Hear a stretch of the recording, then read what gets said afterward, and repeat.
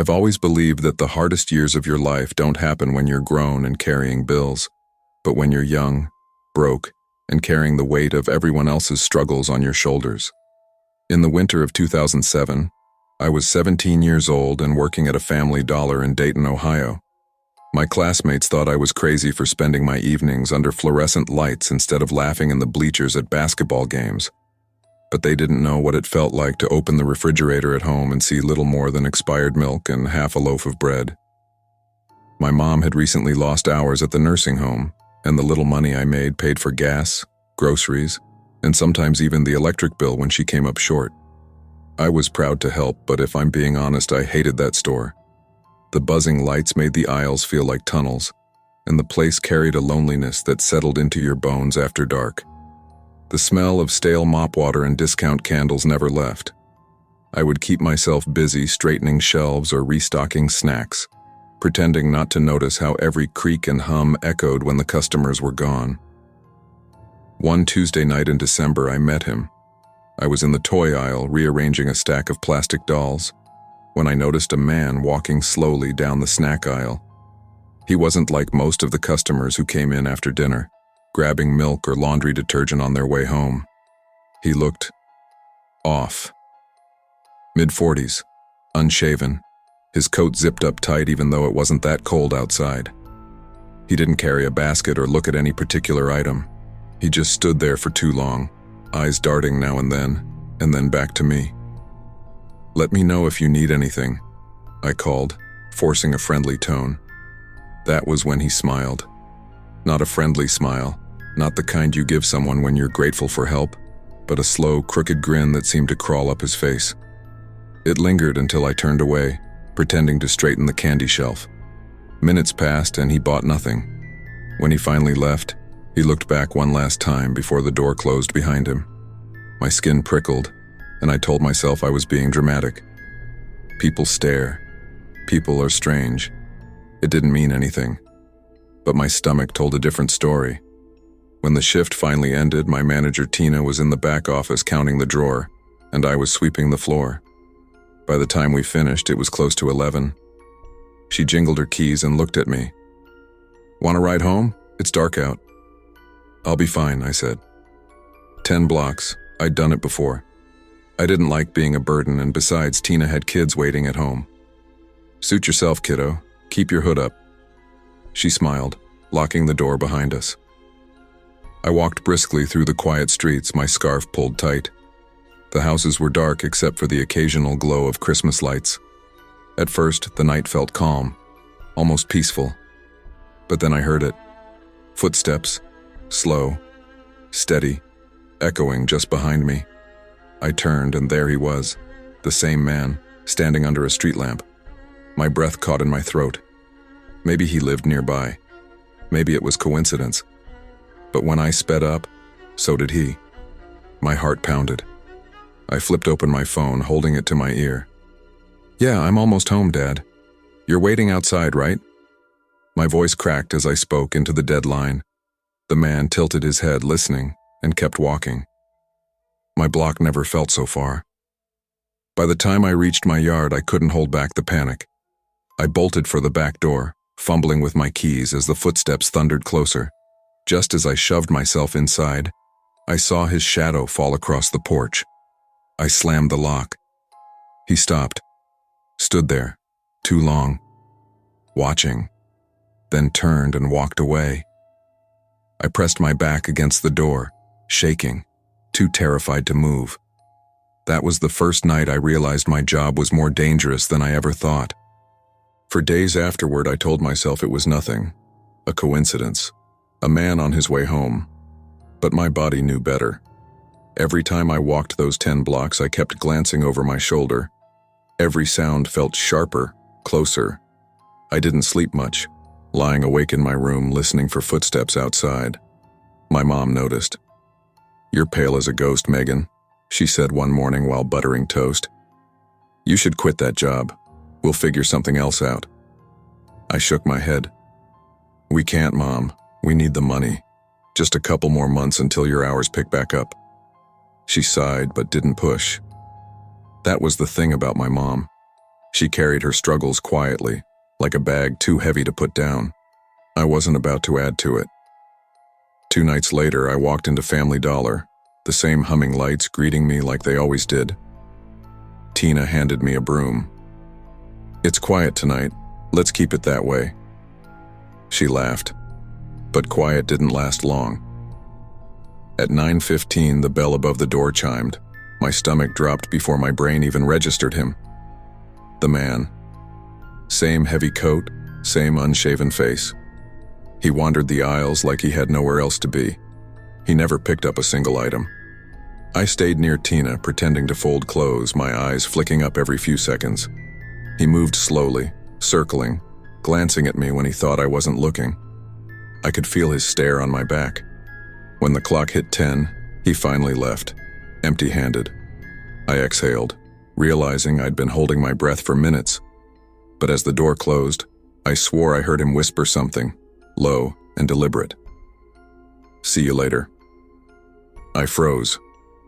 "What?" Tina asked, looking up from the register. "Nothing," I muttered quickly, heart racing. That night I couldn't shake the sound of his voice. It wasn't just in my head. He'd said it. He wanted me to know. By the next shift, I was done pretending. I called the police. At first, the officer on the phone sounded tired, dismissive. Probably just a weird customer. Happens all the time. "No," I insisted. He followed me home. He stood on my porch. That got his attention. He asked for a description, and when I gave it, there was a pause. A long one. "We'll send someone to patrol the area tonight," he finally said. It wasn't much, but it was something. The next few days passed in a blur. I forced myself to keep working, though every time the door chimed, my stomach twisted in knots. I wanted to quit, but every time I thought about the bills on the kitchen counter, I stayed. 1 week later, Derek, a coworker, came rushing in before his shift with a newspaper folded under his arm. "You won't believe this," he said, dropping it on the counter. There it was. The man's face staring back at me from a mugshot. Arrested after a police chase. High on meth. A string of burglary warrants out of Indiana. I felt my blood run cold. That smile, those footsteps, that whisper, they hadn't been paranoia. They had been a warning. I quit Family Dollar soon after. I told Tina I couldn't stay, and she didn't argue. "Kid, I've seen enough in my years to know when someone's had enough," she said softly. At home, Mom hugged me tight. "You did the right thing. Money comes and goes. You don't." But the relief I expected never came. Even without the job, I carried that man's presence with me everywhere. Walking to school, I caught myself checking over my shoulder. At the grocery store, if someone lingered too long in an aisle, I felt panic rise in my chest. Nights were the worst. I would lie awake listening for footsteps, convinced that one day he'd come back for me. My friends didn't understand. "You're safe," one said. "He's locked up." But they hadn't seen the way he looked at me, hadn't felt his shadow on their porch. Jail wasn't forever. The memory clung to me for years. Even after graduation, even when I moved to a new apartment, I still double-checked locks 3-4 times before bed. My boyfriend once laughed when I made him get up at 2 in the morning to check the window latch. He didn't laugh after I told him why. That winter in Dayton taught me something no 17-year-old should have to learn. Sometimes evil isn't in the stories or the movies. Sometimes it's in the man buying nothing in the corner store, smiling too long, following too close. Time dulled the edges, but it never erased them. I built a life, went to college, got a decent job, and eventually left Dayton. Yet the hum of fluorescent lights still brings me back to that store. The sound of footsteps on a quiet street still makes my chest tighten. One summer afternoon years later, I visited Dayton for the first time in ages. Driving past that Family Dollar on Linden Avenue, I slowed, staring at the dull red letters in the familiar parking lot. My hands tightened on the wheel.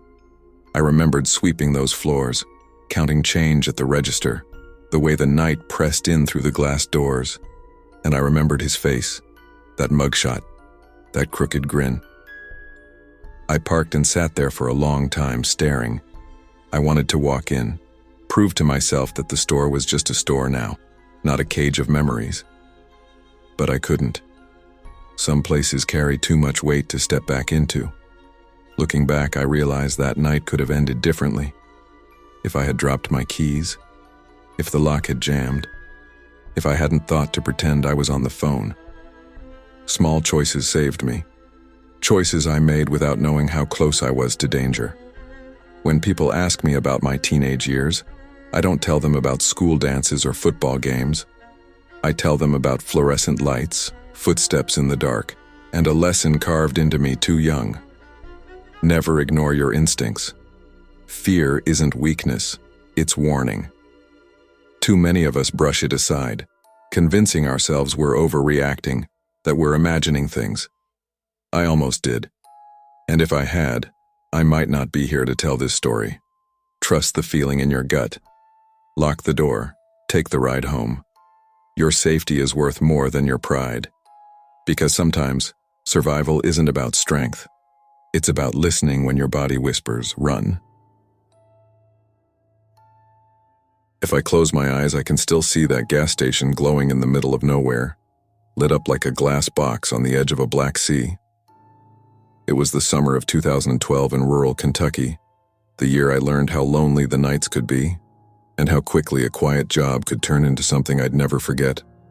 My name's Evan Marshall, and I was 19 then, stuck in a place where the highways stretched forever, where the small towns were little more than a couple diners, a church, and a handful of people trying to get by. I had just graduated high school without a dime saved for college. My dad had been gone since I was 12, just walked out one day and never came back, which meant I had to help my mom scrape together enough to keep us in the trailer we rented outside of Maple Cross. My friends left town, joined the Army, or enrolled in community college, but I was stuck. When I heard Maple Cross Gas Mart needed someone for night shifts, I took the job, even though the thought of working under buzzing lights in the dead hours made my skin crawl. The $1 extra per hour was the difference between groceries and going hungry. The place was more coffin than store after midnight. Coolers hummed louder than my own heartbeat, and the bulletproof glass at the register separated me from customers like I was some kind of specimen under glass. Usually, I worked nights with Ralph, an older guy who smoked too much and talked even more. He had been at the station since before I was born, or at least that's how it felt. "Nothing ever happens here," he'd say, blowing smoke out the side door. "Quietest job you'll ever have." But one night, Ralph got fed up. Halfway through the shift, he muttered about being too old for this circus, grabbed his jacket, and left. "You'll be fine, kid," he told me, lighter flicking in his hand as he walked out into the dark. It's dead this time of night anyway.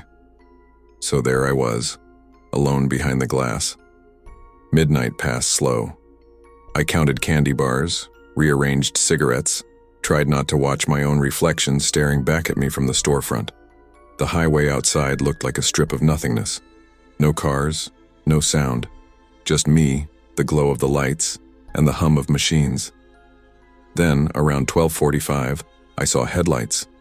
They came from way down the highway, moving too slow, crawling almost. My gut tightened before the truck even pulled in. A beat-up Ford pickup rolled into the lot and idled in front of the pumps.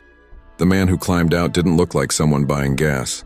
Tall, lanky, grease-stained jeans, a jacket with the sleeve torn open. His steps crunched deliberate across the gravel until he was right up against the window. He leaned forward, eyes too wide, grin stretched wrong across his face. "You got my bag?" he rasped. My brain stalled. "Excuse me?" "The cat in the bag," he said, tapping the glass with a dirty fingernail. "Ralph keeps it for me." I froze. My stomach twisted so hard I thought I'd be sick. He was talking about something I didn't understand, maybe drugs, maybe money, something that wasn't good. My throat went dry. "Ralph's not here tonight. I think you've got the wrong place," I said, keeping my voice steady though my pulse was hammering. His smile faltered. His eyes swept the aisles behind me, like he was searching for proof. Then, Without another word, he turned and walked toward the pumps. I leaned forward, trying to see what he was doing. My mouth went cold when I realized he wasn't filling his tank. He was pulling the nozzle, and gasoline splashed across his jacket, his pants, his hands. I whispered, "Oh God." My fingers fumbled for the phone. When he turned back toward me, soaked and glistening, he was holding a lighter. I remember the way the smell hit me first. That sharp chemical stench of gas that burned my nose even through the glass. He stood there in the lot, dripping fuel, holding that small silver lighter in his hand like it was a weapon. His grin was gone now, replaced with something worse, a dead seriousness. His eyes locked on me like I was the only thing keeping him alive. "If you don't give me my bag," he said slowly, "I'll light us both up." My chest tightened. My fingers found the panic button under the counter and I pressed it with all the force I had, praying the silent alarm actually worked. "Sir, please, just calm down," I managed to say, though my voice cracked. "You think I'm stupid?" he hissed. His thumb flicked the lighter, a tiny flame snapping to life, reflecting in his eyes. "Ralph promised me, you're all liars." I took a step back, palms sweating. Every instinct screamed at me to run, but where could I go? I was locked inside a glass box and he had turned himself into a torch. If he lit up near the pumps, the whole place would go. "Look, I don't know what Ralph told you," I said, my words tumbling out fast. "But I don't have anything. I just started here. Please, just put the lighter down." He stepped closer, the flame dancing inches from his soaked sleeve. I could hear his boots sticking against the gas on the pavement, each step deliberate. My heart thundered. "You don't want to do this. You don't tell me what I want." His voice rose, raw and broken. "They've all been keeping it from me. Years. Ralph knows. You're in on it too." I glanced at the road. Nothing but darkness. The red digital clock on the register blinked 12:53, and each second felt like it stretched forever. Then, far down Highway 42, I saw it. Faint blue and red flickers in the distance. Relief shot through me so sharp it hurt. The police were coming. The man noticed too. His face twisted, rage pouring through the cracks of his jagged grin. With a scream that still echoes in my ears, he struck the lighter against his sleeve. In an instant, fire exploded across him. He became a living torch, arms flailing, stumbling backward as flames roared up his body. I screamed, stumbling away from the glass as heat pressed through the door. The station lights flickered, shadows leaping across the shelves. He collapsed near the pumps, writhing, his screams mixing with the roar of the fire. Sirens wailed louder, closer, as flashing lights filled the lot. Firefighters rushed in, hoses spraying, steam and smoke rising into the night. But it was too late. The smell of burning flesh clung thick in the air, and it would never leave me. I didn't quit the next morning. I should have, but I didn't. My mom depended on that paycheck, and I told myself maybe it was over, maybe the worst had already happened. The station cleaned up the lot in a hurry, scrubbing away the blackened stains, and the manager told me not to talk about it. "Bad for business," he said. But no amount of bleach erased it from my head. The sound of the lighter clicking haunted me. The stink of gasoline lingered in my nose even when I was miles away. I'd stand behind the counter, pretending to sell cigarettes, and suddenly I'd hear his voice. "Ralph promised me." I'd snap awake, sweating at night, my sheets damp, his burning silhouette seared against my eyelids. Ralph never came back to work. Word was he quit for good. Some people whispered he knew the man, maybe owed him something, maybe worse. I never asked. I didn't want to know. The sheriff stopped by one afternoon, wanting me to give a statement. "Guy was high as a kite," he told me. "Been in and out of county for years. If you hadn't hit that panic button, son, this whole place could have gone up." I nodded, but his words didn't feel like reassurance. They felt like confirmation. I hadn't imagined the danger. It had been real, and it had been inches away. After a month, I couldn't take it anymore. Every shift felt like waiting for a bomb to go off. Customers would lean too close to the glass and I'd flinch. A man once lit a cigarette in the parking lot and I almost fainted. I told my mom one night, "I can't do it anymore. I know we need the money, but I can't go back there." She looked at me for a long time, her tired eyes soft. "Evan, we'll figure it out. I'd rather us eat beans every night than lose you to something like that." So I quit. Just like that, I walked away from Maple Cross Gas Mart and never looked back. My last shift, I stood in the lot one more time, staring at the pumps, the faint scorch marks still etched into the concrete. The hum of the lights, the smell of gas, the memory of heat pressing against the glass. It all clung to me. Years later, I still can't drive past a gas station at night without feeling it in my chest. The way fluorescent lights glow against empty lots makes me uneasy. Sometimes when I hear the metallic click of a lighter, my hands shake before I even realize it. Trauma doesn't leave you. It hides, waits, then pulls you back without warning. Looking back, I know one thing for certain. The world changes fast when you're alone at night, when no one's around to see how thin the line between safety and danger really is. You have to listen when your gut tells you something's wrong. Fear isn't always weakness, it's survival trying to speak up. I thought I was stuck behind bulletproof glass, safe from the world, but danger finds cracks. It always does. That night taught me that safety isn't just about locks or alarms. It's about knowing when to walk away, when to say no more, and when to trust the part of yourself that whispers in the dark, "This isn't right." When I think back on that fall in Cedar Falls, Iowa, I remember the sound of leaves scraping across the pavement more than anything else. The air was sharp with the smell of damp earth, the kind that clung to your shoes after a late-night walk home. I was 22 then, a nursing student who thought she could juggle everything: lectures, clinical rotations, essays, and still keep the rent paid by working nights at the Dollar Value on First Street. My friends used to tease me for taking those shifts. "Carla, you're going to burn yourself out before you even get to the real job," they'd say. And maybe they were right, but I didn't have the luxury of slowing down. My mom was a secretary at an elementary school back in Mason City, my dad long gone, and we never had the kind of savings that let you breathe easy. Every hour at that store meant one less loan to worry about. I actually liked parts of the night shift. There was something almost peaceful about stocking shelves with the hum of the refrigerators in the background, and no one bothering me. Some nights I'd go an hour without seeing a single customer, just me and the quiet aisles. But quiet doesn't mean safe. Anyone who's worked nights will tell you, after dark you meet people you'd never cross paths with during the day. Drifters, college kids who've had too much to drink, men who talk too close, women who talk too fast. It was late November of 2016, right before the first snow, when the night that still haunts me unfolded. I remember it started like any other. A group of college kids came in laughing, their arms full of chips and soda. An older man shuffled through the pharmacy aisle for aspirin. I was behind the counter trying not to yawn when the door chimed again. She walked in like she didn't belong, though that's not what I thought at first.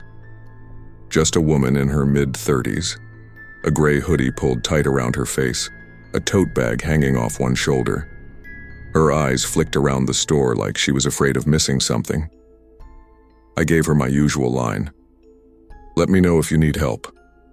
She paused, looked right at me, and smiled in this strange, strained way. Then she asked a question I wasn't ready for. "Do you know anywhere I could stay tonight?" I froze. That wasn't something I'd ever been asked at the counter. My mind scrambled for the polite answer. Well, there's a motel down on Main, or maybe the university housing office." She cut me off. "No, I just need a place to crash just until morning." Her voice tightened, almost desperate. "You live around here, right?" That made my stomach clench. I forced a polite firmness into my tone.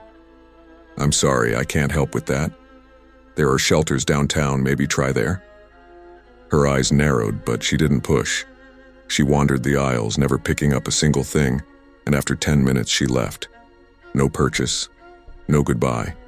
Just the sound of the door chime and her footsteps fading into the night. I told myself she was just another odd encounter, part of the job. But even as I locked up later, I couldn't shake the way she'd looked at me when she asked if I lived nearby. It felt less like a question and more like she was making a note of it. I didn't know it then, but that night wasn't over. By the time midnight rolled around, I'd counted the register twice, swept the floor, and turned the key in the lock. The street outside was quiet, except for the buzz of a flickering streetlight that cast long shadows across the lot. My little Honda Civic sat in the back, the only car in the lot. As I walked toward it, I had that prickling sensation, like when you know someone's eyes are on you even if you can't see them. I glanced around, but the lot was empty, just my reflection in the glass windows and the night air heavy on my skin. I shook it off and slid into my car, locking the doors before I even started the engine. The roads were quiet as I drove. Cedar Falls isn't a big city, especially not at night. Houses with their porch lights on, the occasional dog barking in the distance, the glow of street lamps catching the last of the leaves scattered along the sidewalk. I was halfway down my street when I saw her. At first I thought it was just some late-night walker, but then I looked closer. Gray hoodie, tote bag, same nervous gait, same way her head darted side to side. My heart sank. I told myself it had to be a coincidence. She couldn't have followed me. She'd left the store long before I closed up. Still, my grip on the steering wheel tightened as I pulled into my driveway. She was only a half block behind now, her figure moving steadily under the dim street lamps. I fumbled with my keys, heart pounding, and rushed inside my little rental house. The door slammed shut, lock twisting under my shaking hand. I pressed my back against the door, listening. At first, just silence. Then, a sound that froze me in place. Knocking. Slow, deliberate knocks against the wood. And then her voice. "You shouldn't have said no to me. This is my place too. Let me in." My knees went weak. She wasn't asking anymore, she was insisting. Louder, sharper, her voice cut through the quiet street. "I know you're in there. Open up. This is my house." I couldn't breathe. My phone slipped in my sweaty hands as I dialed 911. My whisper was hoarse as I spoke. "She's outside my door. She won't leave." The dispatcher told me to stay on the line, to stay calm. But how do you stay calm when someone is pounding on your door, demanding entry? Every second felt stretched, her voice growing more frantic, more deranged.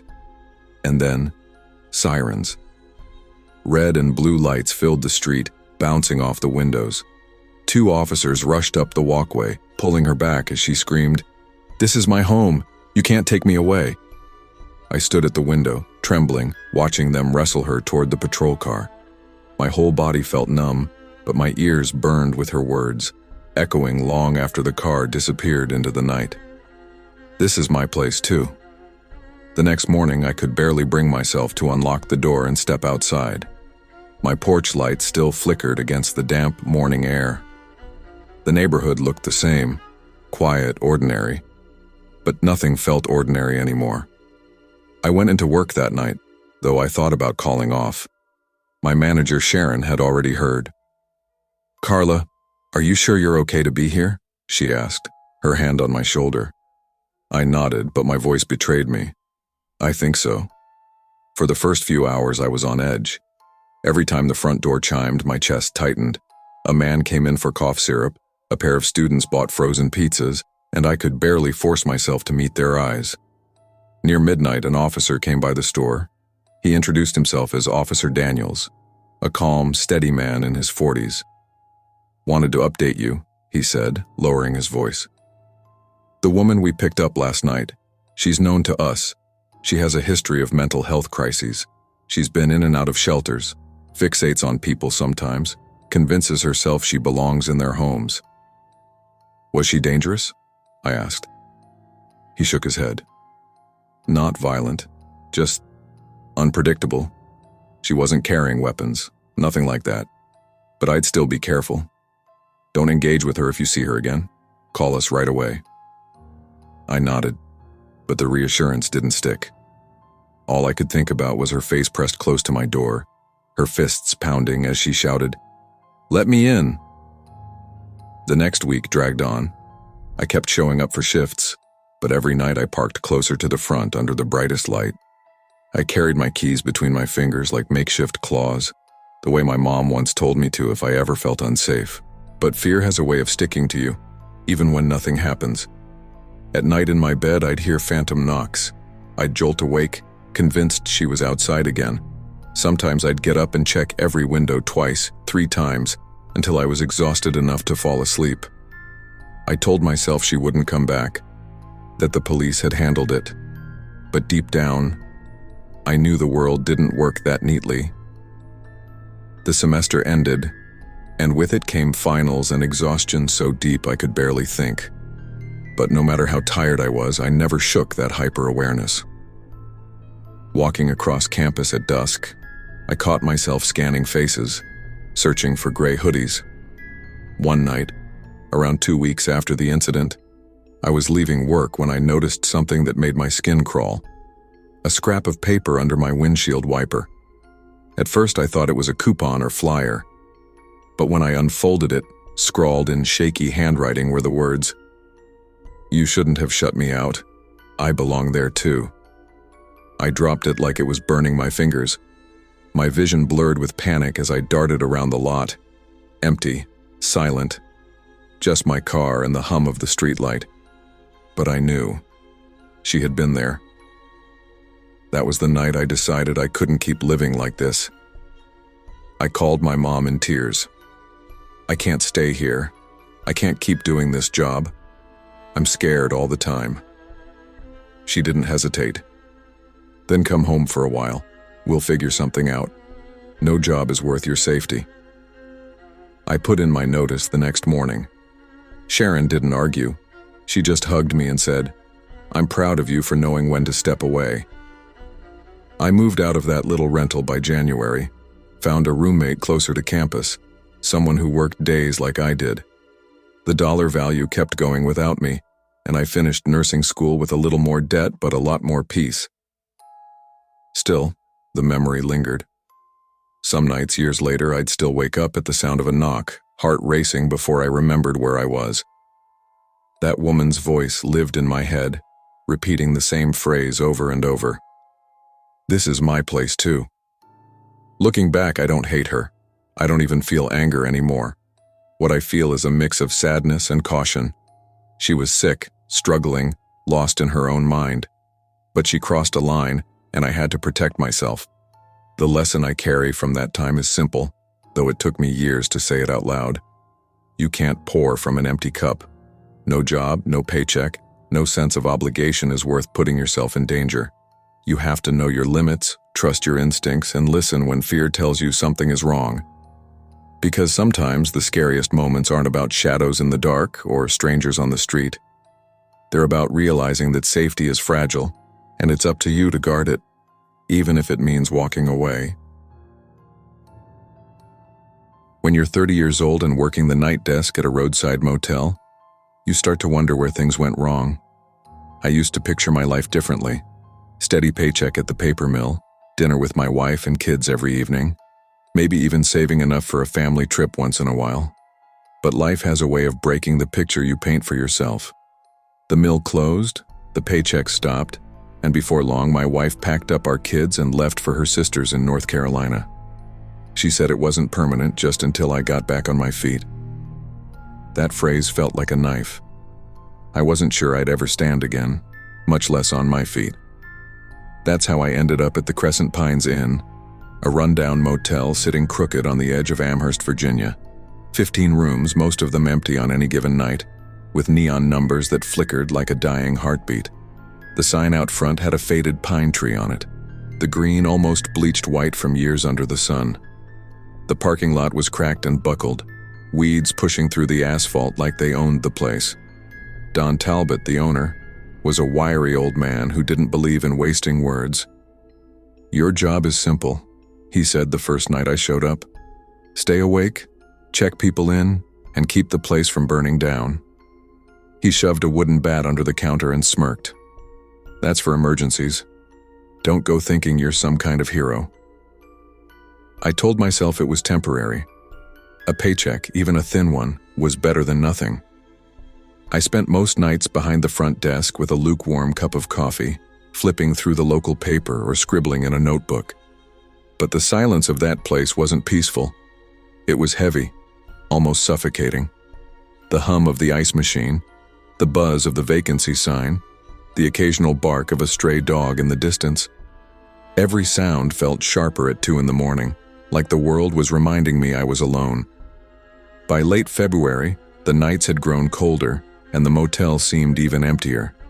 I told myself I didn't mind the solitude, but the truth is, it gnawed at me.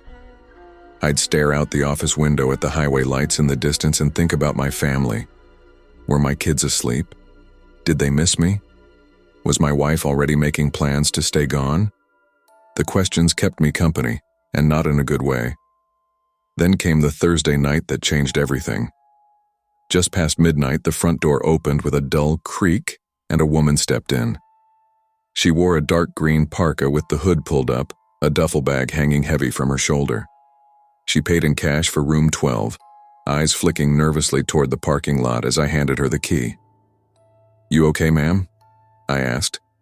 Not because it was policy, but because something in her face told me she wasn't. She hesitated.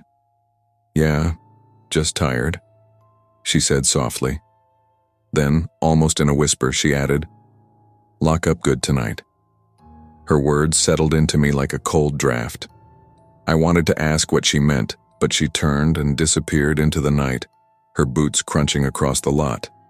I sat back down at the desk, staring out at the empty highway, and for the first time in months, I wished I wasn't alone. I tried to shake off the feeling her words had left me with, but an hour later the unease came back stronger. I was halfway through a stale cup of coffee when a shadow cut across the office window. A man stood at the glass door, tall and pale in the glow of the neon sign, wearing a flannel shirt and a hard expression. "You need a room?" I called through the glass because he didn't come in, didn't say a word. He just stood there staring. The man shook his head once, deliberate, then turned and walked off into the parking lot. My stomach tightened as I watched him fade into the dark. Something about the way he moved, slow, controlled, made me feel like I'd just been sized up and dismissed. A few minutes later, the phone on the desk rang.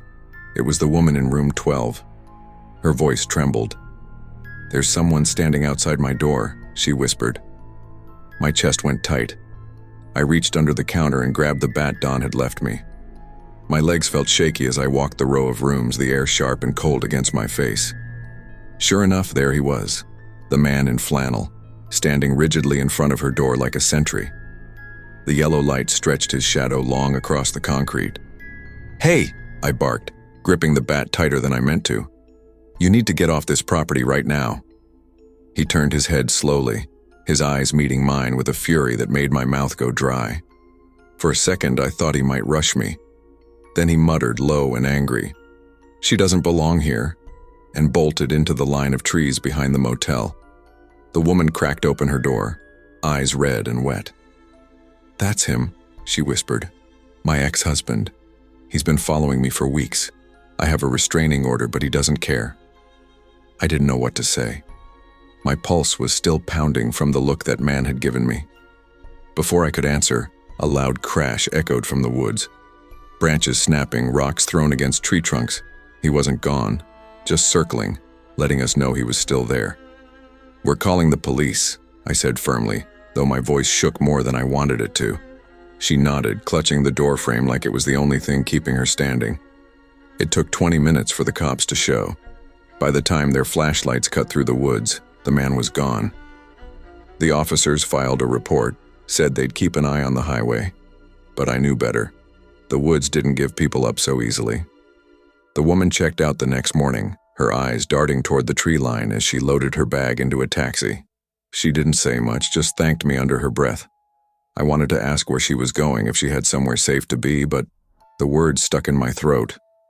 She was gone before I could force them out. The police never came back.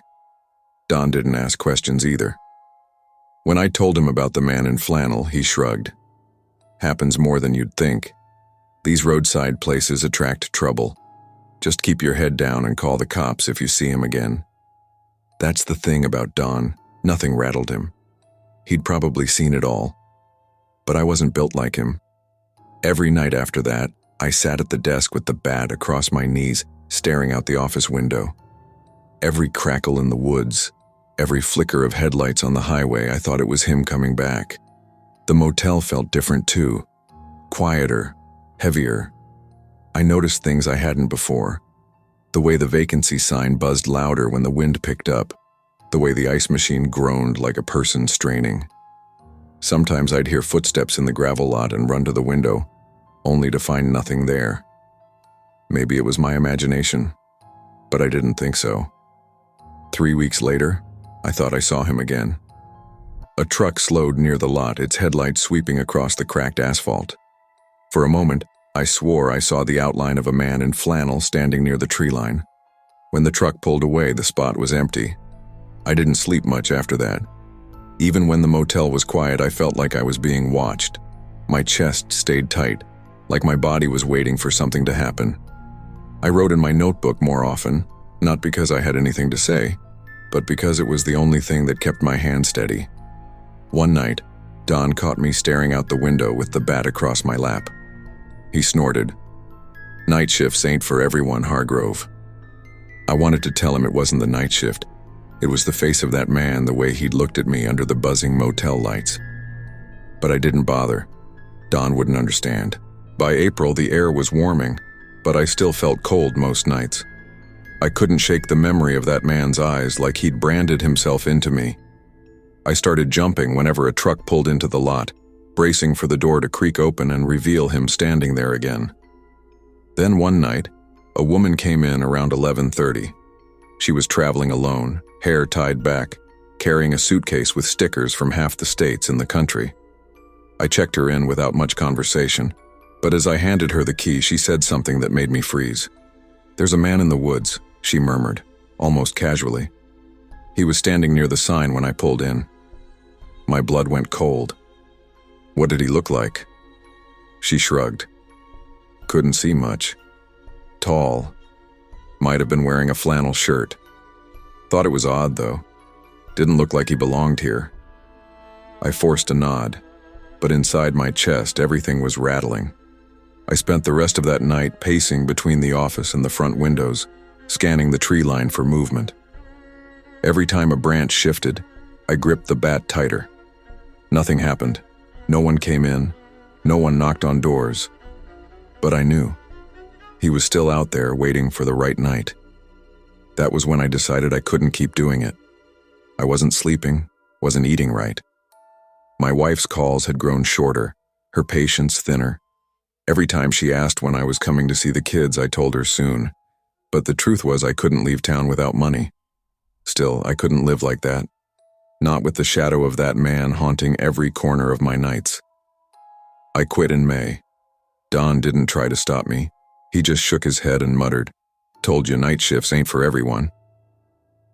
I moved back to Mason City for a while, picked up odd jobs until I found steadier work.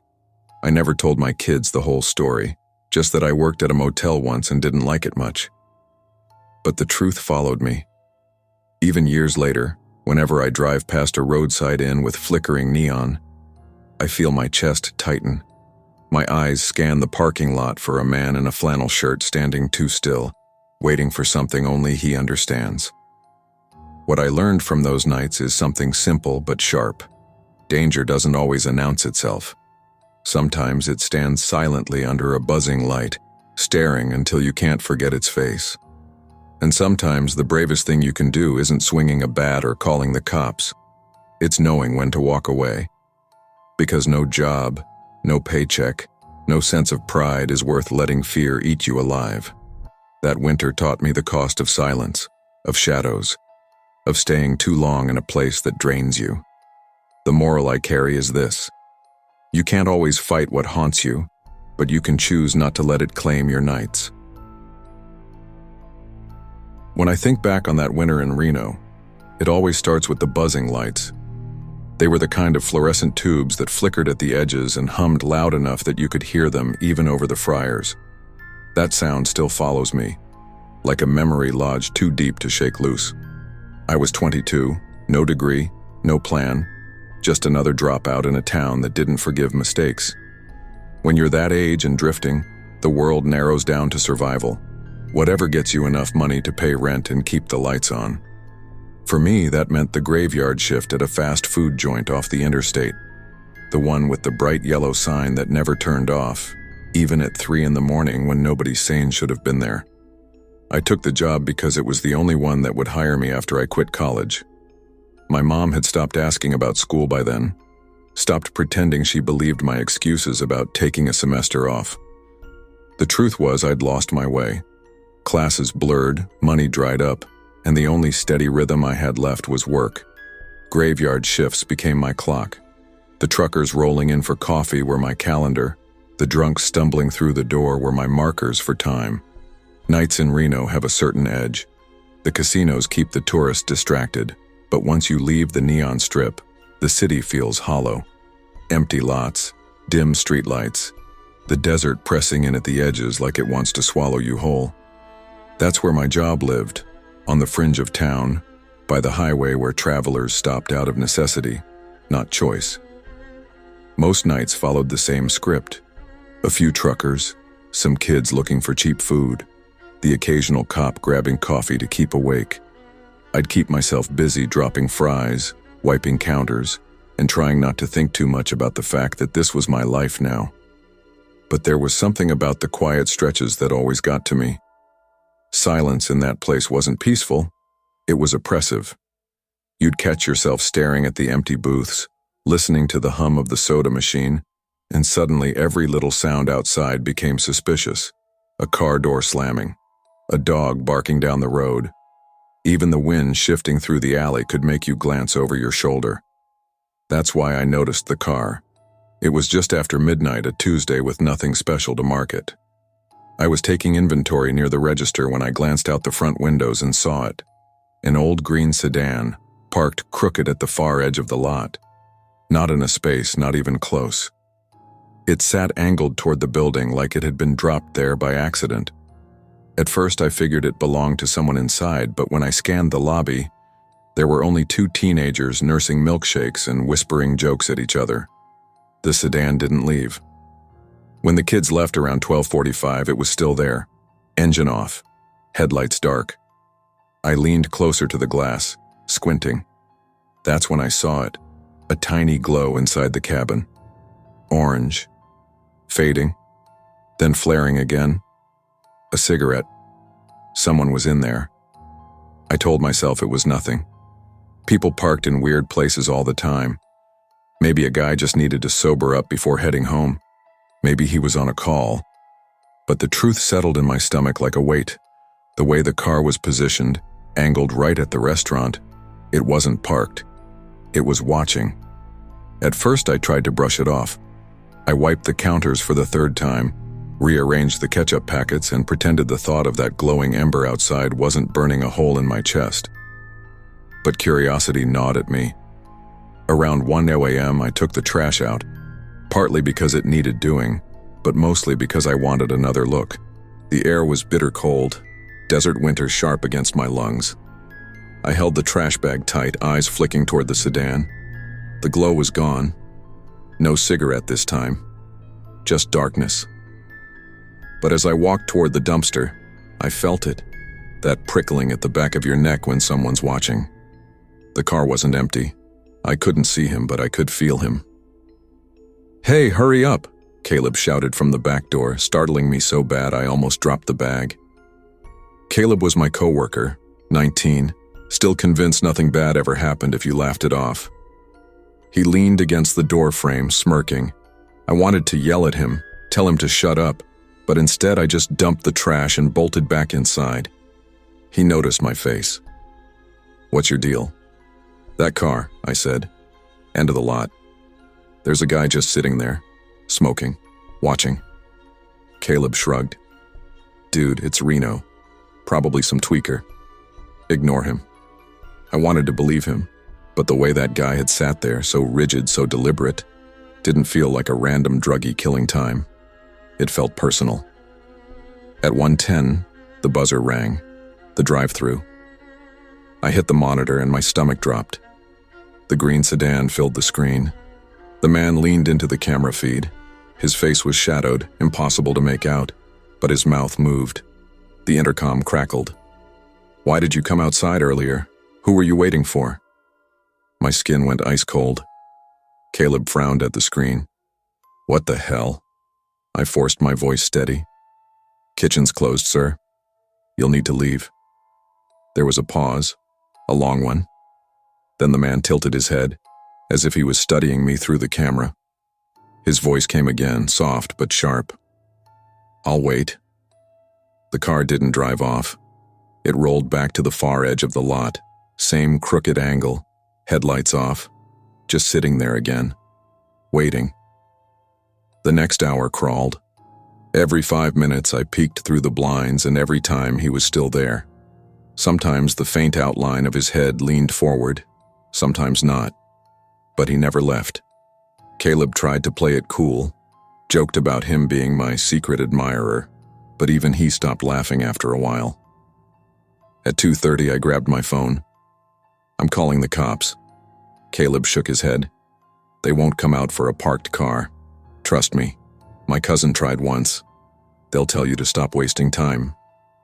"But what if he—" "Just stick it out. Don't give him the satisfaction." I wanted to scream at him. Easy for him to say. He hadn't been outside with those eyes locked on him. Still, I didn't call. Some part of me worried Caleb was right. What if they laughed? What if the guy was gone by the time they arrived and I ended up the paranoid kid who cried wolf? So I endured. At 3:00, the fryer hissed. At 3:30, the soda machine groaned. At 4:00, I nearly nodded off, only to jolt awake at the sound of tires crunching gravel outside. My heart pounded, but it wasn't him, just a trucker pulling through, grabbing a black coffee to go.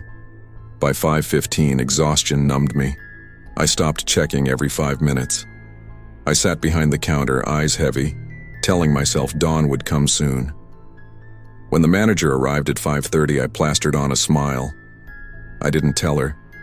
I didn't want the questions, the skepticism. I told myself it was over, that the guy had probably left just before she pulled in. But walking to my car changed everything. The lot was empty. The green sedan was gone.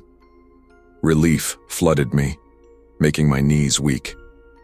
I told myself I'd imagined the whole thing worse than it was. People parked in lots all the time. He was gone. Done. Until I hit the highway. Half a mile behind me, headlights flared. My rearview mirror filled with the shape of an old green sedan creeping in my lane, never passing, never falling too far back. I quit that job after that shift. I told Caleb I was done, and for once he didn't argue. He saw it in my face, the kind of fear that doesn't go away. Months passed, but I couldn't drive at night without checking my mirror every few seconds. Sometimes, far enough back, I swore I still saw it. An old green sedan keeping pace, waiting for me to pull over. I learned something then. Fear doesn't always come from what people do. Sometimes it comes from what they don't do. From the waiting, from the watching, from the reminder that you're never really out of sight. Don't ignore your instincts. They exist for a reason. If something feels wrong, it usually is. Better to call, to speak up, to protect yourself than to gamble with the silence of a stranger in the dark. The strangest thing about loneliness is how quickly you get used to it. When I first took the graveyard shift at that corporate office in Columbus, Ohio, the silence gnawed at me. 8 empty hours stretched like an eternity, broken only by the hum of fluorescent lights and the occasional groan of the heating system. But after a few weeks, I settled into it. Quiet became routine. Loneliness became familiar. I was 22, broke, and desperate. My parents had split, money was tight, and college was no longer in the picture. I signed up with a temp agency that promised steady overnight work. When they placed me at the Crescent Insurance Building, though everyone just called it the Hub, I felt oddly lucky. A desk job at night, no boss breathing down my neck, just me and a clipboard. It didn't sound so bad. The hub used to be bustling in its heyday, a headquarters where hundreds of employees clocked in daily. But by the time I got there, most of the building was gutted. Entire floors stood vacant, cubicles stripped bare like skeletons of a busier past. Only 2 tenants remained, a law firm on the 3rd floor and a small accounting office on the 5th. My job was to sit at the front desk, make scheduled rounds, and file reports on anything unusual. On my first night, my supervisor, a gray-haired man named Leonard, gave me the standard walkthrough. He showed me the stairwells, the camera system, the doors that locked automatically at midnight. Then, just as we passed the north wing of the 7th floor, he stopped walking. His face tightened. "You'll hear things up here sometimes," he said, almost too casually. "Typing, voices maybe. If you do, don't respond. And especially not if it's from cubicle 37. I laughed, thinking it was some ritual to spook the new guy. "What's wrong with 37? Leonard didn't smile.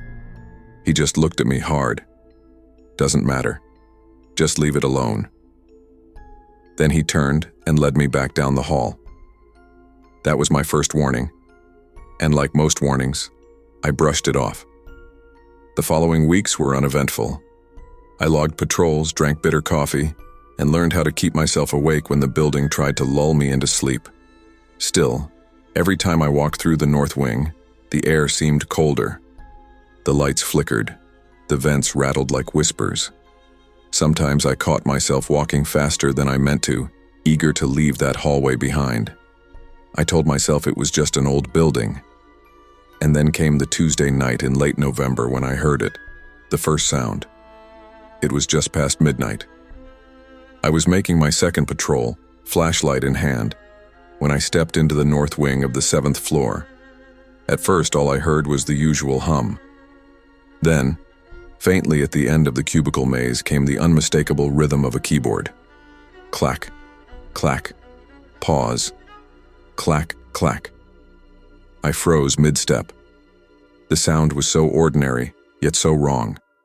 Every computer up here had been unplugged months ago.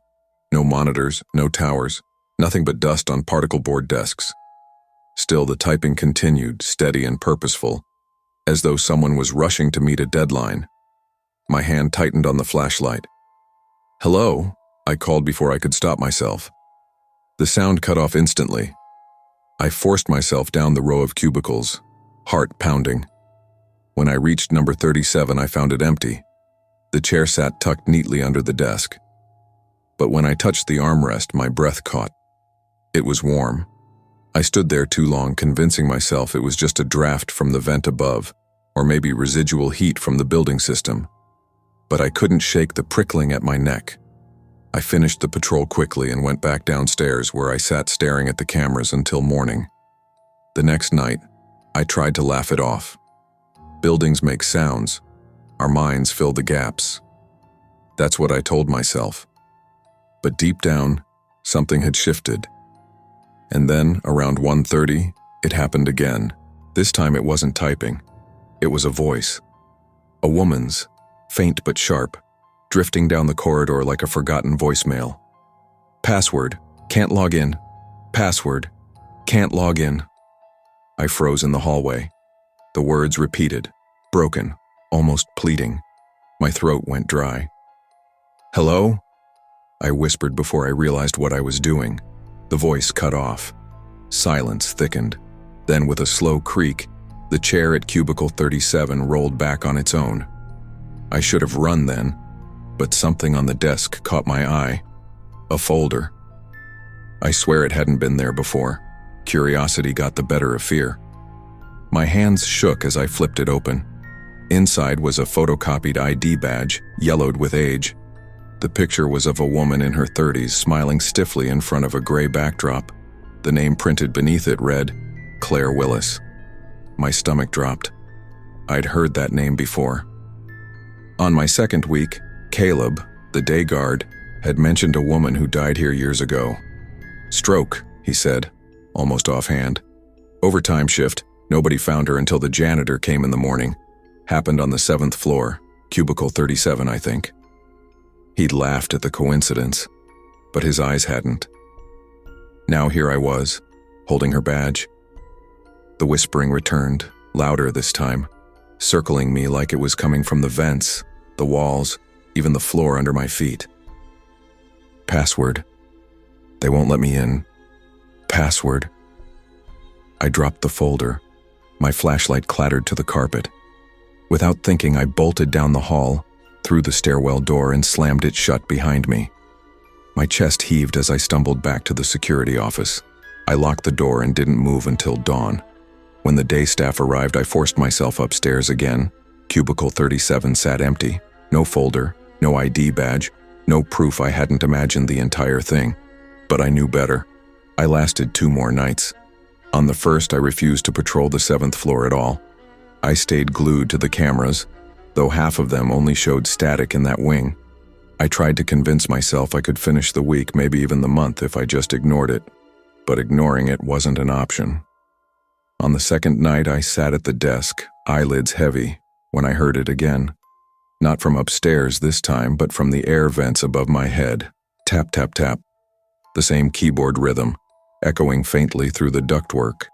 Then the whisper. Password. Can't log in. I slammed my hands over my ears, but the voice threaded through anyway. Desperate, I turned up the radio, blasting static just to drown it out. That was the longest night of my life. The following morning, I called in sick. 2 days later, I quit altogether. Nobody at the company seemed surprised. Most night guards didn't last more than a month. I told myself it was over, that leaving meant escaping it. I was wrong. Weeks later, lying in my apartment, I woke at 3 a.m. to a sound I knew too well. Tap, tap, tap. Typing. Not from a computer, but faint, muffled, through the walls. I held my breath. Then came the whisper, soft and broken, as if spoken right beside me. Password. Can't log in. I sat up, drenched in sweat, heart hammering. I knew then I had made a mistake. The rule Leonard gave me on the first day hadn't been superstition. It had been survival. Do not respond. But I had. I'd broken the one rule that mattered, and whatever lingered in cubicle 37, I'd carried it with me. I never went back to the hub, and I moved out of that apartment within a month. But even now, years later, when I work late into the night and the room grows too quiet, sometimes I hear it again. The phantom typing, the broken whisper, the plea that never changes. Password. Can't log in. Some doors are meant to stay closed. Some voices are not meant to be answered. Ignoring warnings can feel foolish in the moment, but it may be the only thing standing between you and something you can't ever shake. When I left Vietnam at 22, I thought America would be brighter than the glossy magazines I grew up reading. I imagined city lights, endless opportunities, and a paycheck big enough to carry my family with me. But the reality hit hard when I landed in Maryland with only 2 suitcases and a cousin's couch to sleep on. My parents' divorce had drained everything we had, and my younger sister still had school fees piling up back home. I couldn't afford to dream. I needed work. Any work. That's how I ended up at the Pine Creek Inn, a roadside motel off Route 1 in Laurel. 26 rooms, most of them empty during the week, their curtains drawn tight like secrets nobody wanted to share. The neon sign out front flickered between Pine and Creek, buzzing so loud at night that I could hear it from the lobby. The manager, Mr. Hanley, hired me with barely a glance at my resume. Graveyard shift, he told me, his voice gravelly from cigarettes. 10 p.m. to 6. Just sit at the desk, check people in, keep the logs, make a round once in a while. Don't knock on doors. If guests need something, they'll come down. I nodded like I understood, though I didn't. Why would I knock on doors in the middle of the night anyway? The first few weeks weren't bad. Lonely, yes, but predictable. A soda machine hummed in the lobby like a companion, and I got used to the steady rhythm of quiet hours. A trucker at 11, a couple sneaking in at midnight, then long stretches of nothing but the ticking wall clock. I'd read books in English to practice, scribbling new words on scrap paper between check-ins. Sometimes I'd phone my sister back home, whispering encouragement while she studied late into the night. But in October of 2012, everything shifted. It was close to midnight when a black Lincoln Town car rolled into the lot. The car looked too expensive for Pine Creek, too polished for the cracked pavement and dim lights. A man stepped out, tall, pale, neatly combed hair that glistened under the yellow bulb by the stairwell. He wore no jacket even though the night air stung with chill. When he entered the lobby, I noticed his eyes first. Gray, almost colorless, like polished stone. "Name?" I asked, sliding the check-in card forward. "Maddox," he said after a pause, his voice steady, measured, almost like he was reciting a line he'd practiced. He slid cash across the counter, bills crisp and flat. "Second floor, please." I offered room 204. He didn't bring luggage, only a small leather glove tucked under his arm. He walked upstairs without another word, moving with a precision that made the hair on my neck rise. That night was the first time the air in the hallway turned cold enough that I could see my breath. I told myself it was nothing, just the old heating system struggling to keep up. But deep down, I knew something wasn't right about the man in 204. The routine with Maddox began quickly. Each night, the town car returned before midnight, always parking in the same spot near the stairwell. He climbed to the second floor, silent, his shoes making no sound on the concrete. His do not disturb sign hung on the door for weeks, never once removed. He never asked for towels, never requested room service, and never checked in at the desk again. At first, I thought maybe he was a businessman who valued privacy, but Pine Creek wasn't the kind of place that drew executives. We catered to truck drivers, travelers too tired to drive another mile, or couples hiding affairs. Maddox didn't fit any of them. On the third week, I started hearing complaints. Guests staying near 204 said the hallway was unnaturally cold, as if the air conditioner was blasting even though it was October and the system had been off for months. One man told me, "It's like someone sucking the heat right out of the air." I laughed politely but wrote it down in the log, unsure what else to do. Sometimes when I made my rounds, I'd glance up at the second floor. Through the window of 204, I'd see him standing perfectly still, his pale face barely visible behind the curtain. Once, I swore he was staring right at me, though the glass distorted everything. The strangest moment came on a Friday night. Around 1:30 in the morning, I passed the hallway outside 204. A whisper leaked through the door. Two voices, one urgent, one calm. I froze, listening. The calm voice said something I couldn't catch, and the urgent one replied sharp and muffled. My pulse raced. The problem was I knew for certain no one else had entered that room. I backed away, my footsteps soft on the carpet. That's when I noticed it, the do not disturb sign hanging crooked, swaying slightly though there was no draft. Downstairs, I tried to convince myself it was none of my business. But that night, when the phone rang at 2 a.m., my blood ran cold. "Front desk, Pine Creek Inn," I answered. Silence, then faint breathing. I thought it was a prank until a hoarse voice, cracked and broken, whispered, "I am not the only one." The line went dead. The caller ID flashed, room 204. I remember standing frozen, the receiver still pressed against my ear, my heart pounding so loud it drowned out the soda machine's hum. When I finally put the phone down, my hands were trembling so hard I almost dropped it. For a long minute, I sat staring at the hallway camera feed, waiting for the door of 204 to open, but nothing moved. Finally, against every ounce of instinct in me, I grabbed the flashlight and started upstairs. The second-floor hallway was colder than ever. My breath came in little white clouds. The air smelled faintly metallic, like coins left out in the rain. I crept toward 204, my fingers tight around the flashlight handle. The Do Not Disturb sign dangled from the knob, tilted as if someone had just brushed past it. I leaned close. Silence. Then, faintly, the sound of water running. A faucet, steady and slow. My throat tightened. The moment I reached for the knob, the water shut off instantly, as if someone had been waiting for me.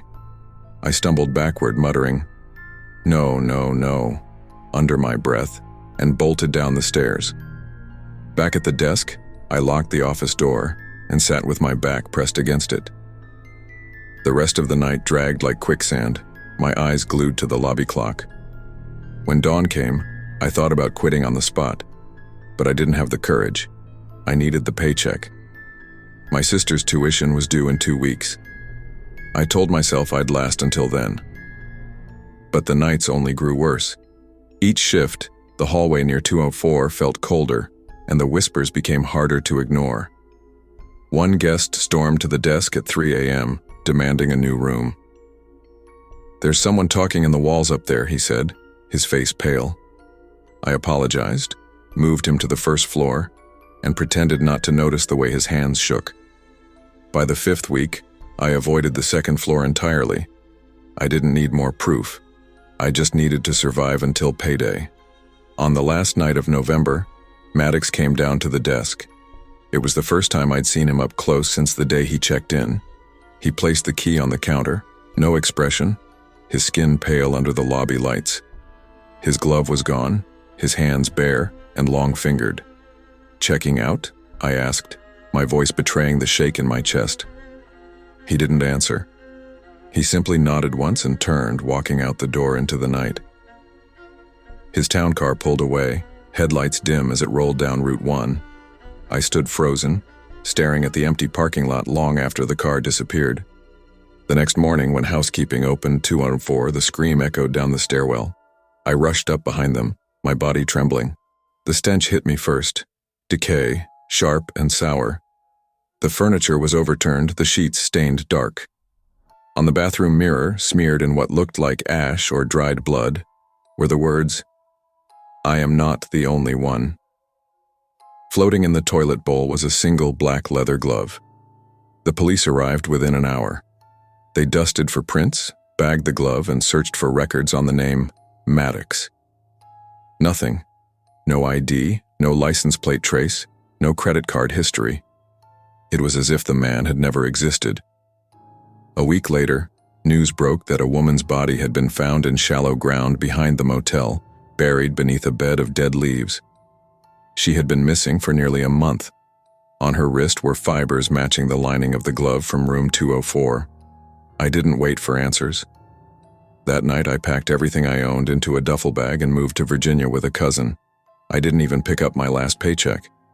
Years have passed, but the memory of that cold hallway never left me. Sometimes when I wake at night, I hear a hoarse whisper on the edge of sleep. I am not the only one. I think about Maddox's gray eyes, the strange stillness in his movements, and I wonder how many others like him drift through motels, leaving behind whispers and bodies nobody wants to find. The lesson I carry is simple, though it took me too long to learn. Some jobs are not worth the paycheck. When instinct tells you something isn't right, you don't wait for proof. You run.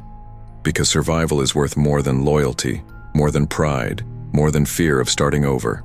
I survived the Pine Creek Inn, but not without scars.